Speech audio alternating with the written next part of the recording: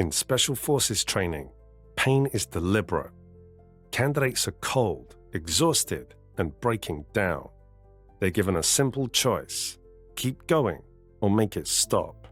Most choose to stop.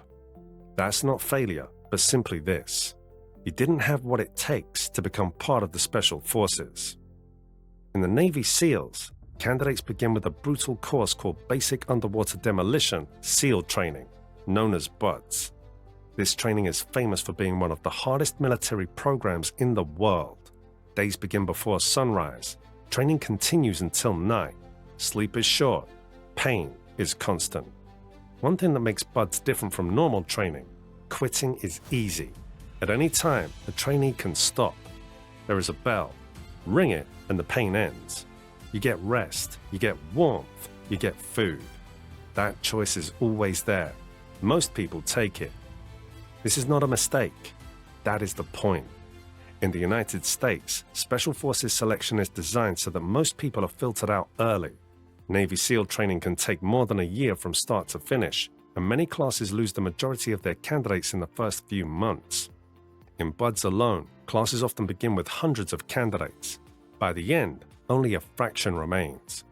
Hell Week, the most infamous phase, lasts 5.5 days with almost no sleep. Candidates train for nearly 20 hours a day while exposed to cold water, heavy loads, and constant physical stress. Medical staff monitor candidates closely, but the standard does not change. Injury, exhaustion, and hypothermia are common. Passing BUDS does not make someone a SEAL. It only earns them the right to continue. Army Special Forces follow a different path. Their assessment and selection phase tests endurance, navigation, and decision-making under pressure.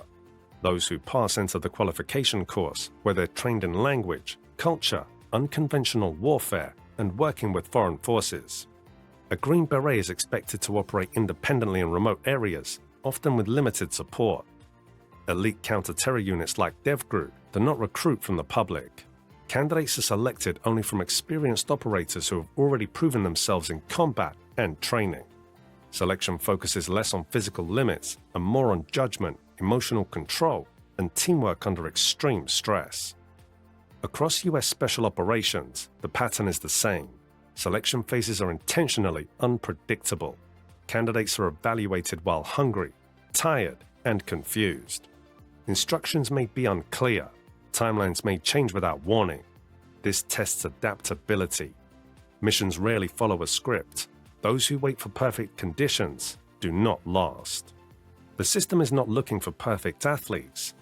It is looking for people who can perform while exhausted, stressed, and uncertain.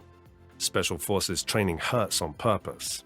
Candidates run for miles on soft sand. They swim in cold water for hours. They carry heavy boats on their heads. They do thousands of push-ups, sit-ups, and flutter kicks. Their muscles shake, their skin breaks, their minds begin to drift. Former operators describe training as a place where suffering feels endless. Cold concrete, endless repetitions, no comfort, no future relief promised. And yet the option to quit is always right there. This is how instructors see who keeps going when comfort is gone. The pain is not about cruelty, it's about realism. Special Forces missions are uncomfortable. They're cold, they're hot, they're wet, they're exhausting. A soldier who collapses when tired can put an entire team at risk. What truly separates those who pass from those who quit is not their strength, it is control of the mind. During training, instructors break down confidence. They shout, they apply pressure, they create chaos. Candidates must learn to think clearly while stressed. Panic is dangerous. Anger is dangerous. Fear is dangerous if it takes control. Many candidates describe moments when their mind tells them they cannot continue. Their body hurts, they get exhausted, they feel alone. And then a thought appears. I can stop right now. Those who pass learn to ignore that thought. They do not think about the finish line. They think about the next step, the next minute, the next breath. Another lesson comes early. Special Forces are not about individual heroes, they're about teams. In training, candidates are punished together. If one person fails, everyone pays. Boats get heavier, runs get longer. Cold water sessions last longer. This teaches responsibility. You're not just fighting for yourself, you're fighting for the people beside you. In real missions, this mindset saves lives. Special Forces operators depend on each other completely. They move as units, they trust each other with their lives. A selfish mindset has no place here. Many people believe Special Forces training is only about physical punishment. That is only the first phase. Once candidates prove they can face the challenges, real skill training begins. This is where soldiers learn to become professionals. They learn weapons handling and precision shooting. They learn to clear rooms safely. They learn demolitions and breaching. They learn navigation, medical care, and communication. They learn how to think when plans fail. Training is constant. Even experienced operators train every day.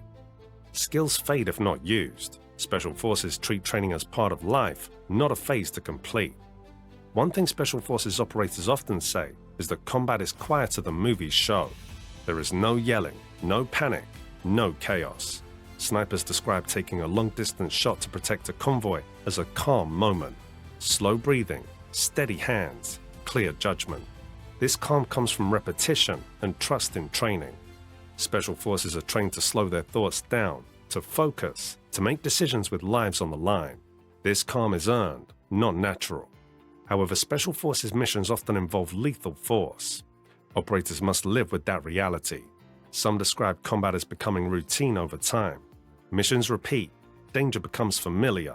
That familiarity is both a strength and a risk. Operators must stay sharp. They must remember that every mission is real, and mistakes cost lives. Special Forces training does not glorify violence. It prepares people to face it without freezing or losing control. These forces exist for moments when normal forces are not enough. One of the most well-known missions in history was the operation that killed Osama bin Laden in 2011. That raid was carried out by DEVGRU operators after years of intelligence work.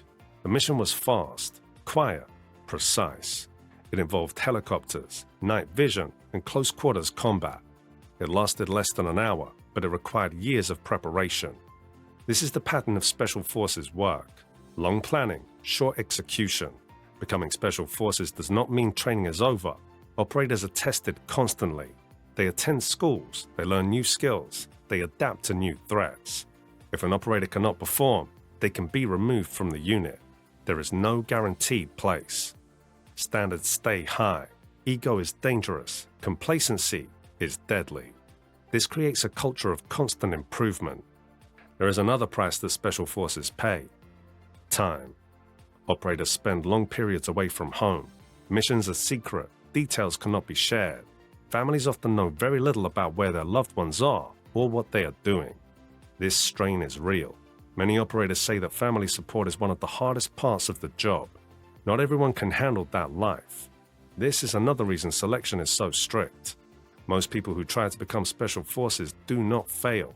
They quit. They quit because the pain feels endless. They quit because sleep is gone. They quit because comfort is always one step away. And that is okay. Special Forces are not meant for everyone. They're meant for those who can continue without reward, without praise, and without certainty. These people are not superheroes. They're not fearless. They feel pain. They feel doubt. They feel fear. The difference is they move forward anyway. They prepare longer. They train harder. They accept discomfort as normal. They learn to control their reactions. They trust their teammates. They focus on the mission, not themselves. You do not need to become Special Forces to learn from them. Their mindset applies everywhere. Control what you can control. Focus on the next step, not the end. Do not quit just because quitting is easy. Rely on your team. Special Forces training strips people down to their core. What remains is discipline, resilience, and purpose. That is what it takes. Not strength alone, not talent alone, but the decision to keep going, even when stopping would feel so much better.